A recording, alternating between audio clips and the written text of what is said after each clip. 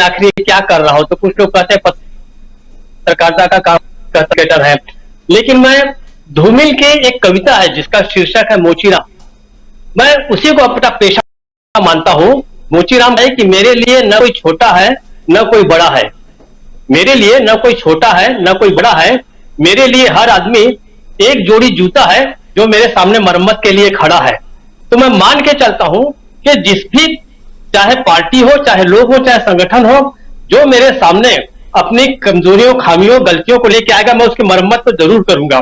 क्योंकि मेरी ये भी चिंता है, केवल सरकार किसकी आए किसकी नहीं आए ये चिंता नहीं है, मैं एक मर्यादित और नैतिक रूप से समृद्ध समाज देखना चाहता हूं।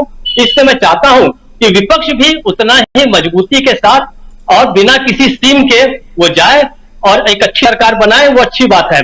लेकिन ये कह देना कि हमको विपक्ष के ऊपर बहुत ज्यादा कमेंट नहीं करना चाहिए, हमको केवल जो बीजेपी है उसके अंदर के क्रैक्स, बीजेपी के ऊपर क्रैक्स पे हम रोज बात कर रहे हैं, लेकिन हमारी चिंता ये है कि विपक्ष अगर एक होता है तो वापस बिखर तो, क्योंकि हमारे हम तो देख रहे हैं कि united we fall, divided we stand, उल्टा हो रहा है हमारे यहाँ। क्योंकि कई बार हो चुका है ये, पहले भी जब जब ये जुड़े हैं तब तक गिरे हैं। तो हम चाहते हैं कि एक स्थिर सरकार बनाए, सब लोग मिलकर बनाए, इसलिए अपनी तमाम खामियों को पहले दूर करें। और विपक्ष क्यों नहीं है, एक अच्छा मजबूत विपक्ष होना भी चाहिए, और विपक्ष जो है वो गवर्नमेंट इन वेटिंग तो होता ही है, उसको मौका मिलना चाहिए। खासकर जब ऐसी सरकार हो, मोदी जैसी सरकार हो, तो निश्चित रूप से अगली सरकार का हम इंतजार कर रहे हैं स्वामी जी, और राजीव जी को भी। जो बात रख रहे थे, अपनी बात, बहुत महत्वपूर्ण बात, बहुत जरूरी बात रख रहे थे, और उस तरफ इस बात को भी हम लोग भी जो चर्चा करते हैं, और जरूरत भी है जब, क्योंकि हम जो चर्चा कर रहे हैं और हमारे तमाम साथी जो देख रहे हैं, और कई लोग कमेंट भी लिखते हैं, लगातार कमेंट लिख रहे हैं, और वो भी बहुत समझदार हैं। आप सब तमाम हमारे पैनलिस्ट साथी, जो दिशा क्या होनी चाहिए, और कहीं हम कहीं भटक तो नहीं रहे हैं, कहीं हम जो एजेंडा चलाया जा रहा है उस एजेंडे में फंस तो नहीं रहे हैं। देखिए कैसे बातें होती है। थोड़ा सा मैं आप लोगों का, अब समय खत्म हो रहा है, शायद अमलेंदु जी भी कुछ जोड़ना चाहेंगे तो जोड़ लें अमलेंदु जी भी। लेकिन बात कैसे होती है कि पवन खेड़ा के ऊपर डिबेट्स चल रहे हैं, और हम भी पवन खेड़ा को ला करके यहाँ बात कर रहे हैं। तो फर्क क्या है, पवन खेड़ा, लेकिन यहाँ पवन खेड़ा का नाम इसलिए ले रहे हैं क्योंकि क्या पवन खेड़ा ने गलत बोला है? पवन खेड़ा ने नाम लिया, दामोदर दास या गौतम दास कहा, फिर उनको बताया गया कि नहीं दामोदर दास हैं, तो उन्होंने ओ सॉरी कहा, और उसके बाद में कहा लेकिन काम गौतम दास वाला है। तो क्या फर्क है इसमें? और क्यों, अगर मैं जो एग्रेशन की बात कह रहा था कि आज कह रहे हैं मल्लिकार्जुन खड़गे वहां नागालैंड में जाकर के कि 56 इंच नहीं दुबला पतला भी चलेगा, लेकिन देश को दुबला पतला मत करो। ये एग्रेशन की जरूरत है, नहीं तो बाप रे, वो 56 इंच का बोल रहा है सामने वाला और मैं दुबक के बैठ जाऊं। अगर मैं से मतलब मैं विपक्षी पार्टियों की बात कर रहा हूं कि वो अगर दुबक के बैठ जाएं, तो फिर कहां से जो बात आप रख रहे हैं दीपक पाचपोर जी, कि हम ये चाहते हैं कि विपक्ष मजबूत हो। विपक्ष मजबूत हो तो विपक्ष को भी उसी पिच पे या अपने बनाए हुए पिच पे सत्ता पक्ष को लाना होगा, जो काम अभी पिछले 5-6 महीने से राहुल गांधी करते रहे। और राहुल गांधी जैसा अभी 2 दिन पहले मीनू जी बैठी हुई थी और कह रही थी कि राहुल गांधी दाढ़ी नहीं कटवा रहे हैं तो शायद अच्छा कर रहे हैं, इसलिए क्योंकि वो उन दिनों की याद दिला रहे हैं जिन दिनों में वो सड़कों की खाक छान रहे थे। और ये याद इस देश की जनता को बार बार दिलानी पड़ेगी राहुल गांधी को, कि राहुल गांधी ये कहें जनता के बीच कि देखो मैं खाक छान के आया हूं, और अब चूज करना आपके हाथ में है कि आप किसको चूज करते हैं। आप महंगाई, बेरोजगारी, गरीबी, नफरत, और जिसकी बात अभी रख रहे थे प्रोफेसर अखिल स्वामी जी कि न सिर्फ अल्पसंख्यक, दलित ये जो हैं वो शिकार हो रहे हैं, बल्कि ब्राह्मण भी शिकार हो रहा है।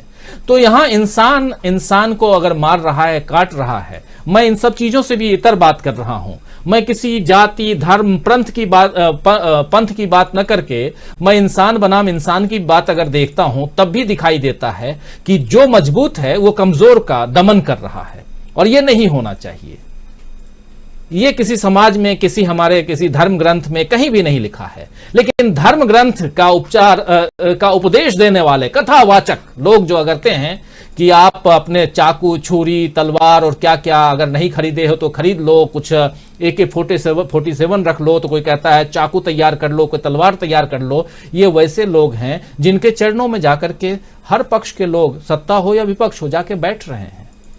किस दिशा में जा रहा है देश, ये तो समझना पड़ेगा, सोचना पड़ेगा। ये बहुत गंभीर चिंतन का विषय है और उसी दिशा में चिंता हम करते भी हैं अपने कार्यक्रम के जरिए। हमारा मकसद किसी को नीचा दिखाना, किसी को ऊपर उठाना नहीं है। हमारा मकसद है एक बेहतर समाज बनाना। बेहतर समाज बनेगा तो देश खुद ब खुद बेहतर हो जाएगा और बेहतर समाज एक अच्छी सरकार चुन के जरूर लाएगा। उसी मकसद से हम कार्यक्रम करते हैं और हमारी कोशिश रहती है कि जो कुछ चल रहा है वो बिल्कुल खरी खरी, आपको बात अच्छी लगे बुरी लगे, पहुंचा दूं। तो वही पहुंचाते हैं हम। हमारे तमाम साथी जो जुड़ते हैं, हमारे पैनलिस्ट साथी, वो भी अपनी बात वैसे ही खरी खरी करते हैं। क्लोजिंग कमेंट 1 मिनट में चाहता हूं अमलेंदु उपाध्याय जी, प्लीज जल्दी, और फिर खत्म करें। देखिए राजीव जी, हमें लब्बो लिवाज ये है कि आज देश की राजनीति जिस मोड़ पर पहुंच गई है, तो जो अमित शाह जी कह रहे थे, मैं फिर उनकी बात का समर्थन करता हूं कि इस देश की राजनीति का स्तर भारतीय जनता पार्टी ने गिराया है, तो कांग्रेस का स्तर जो है वो नीचे नहीं आया है। तो कुल मिलाकर के जो है अमित शाह जी की बात 100% सत्य है कि भारतीय जनता पार्टी ने इस देश की राजनीति का स्तर जितना नीचे गिराया है, उस स्तर पे किसी को नहीं आना चाहिए। आप देखिए, जो मैंने संबित पात्रा वाली बात में कह रहा था, जो वीडियो क्लिप की, उसमें संबित पात्रा पवन खेड़ा के लिए क्या कह रहे हैं कि शीला दीक्षित के चप्पल उठाने वाले की आवाज बंद कराओ। यानी कि अगर हम ये मान भी ले कि पवन खेड़ा शीला दीक्षित की चप्पल उठाते थे, तो ये तो कांग्रेस का बड़प्पन है कि उन्होंने एक निचले स्तर से आए हुए आदमी को अपनी पार्टी का मुख्य प्रवक्ता बनाया राष्ट्रीय स्तर का। तो ये तो कांग्रेस, मतलब ये भारतीय जनता पार्टी की मानसिकता को प्रदर्शित कर रहा है कि आपको किस तरीके से आम आदमी की पार्टिसिपेशन जो है राजनीति के अंदर और आगे बढ़ना आपको कितना खल रहा है कि एक साधारण स्तर से उठकर आके आया हुआ आदमी अगर एक मुख्य विपक्षी दल का प्रमुख प्रवक्ता है तो आपको सीधे पे सांप लौट रहे हैं, और इसलिए पवन खेड़ा के खिलाफ सारी बातें की जा रही है। मसला ये है कुल मिलाकर के राजीव जी। तो अमित शाह जी की बात बिल्कुल 100% सत्य है कि भारतीय जनता पार्टी के स्तर पर कांग्रेस को उतर के नहीं आना चाहिए, लेकिन यह भी सत्य है और उतना ही जरूरी है कि जिस स्तर की राजनीति जनता पार्टी कर रही है उसकी भाषा में जवाब देना बहुत ज्यादा जरूरी है, क्योंकि जनता भी यही सोचती है कि यार इनका तो 56 इंच का सीना, तो जब तक 56 इंच के सीने की टक्कर के बराबर जो है प्रहार नहीं होंगे, तब तक जनता भी यही समझती है कि तो कमजोर लोग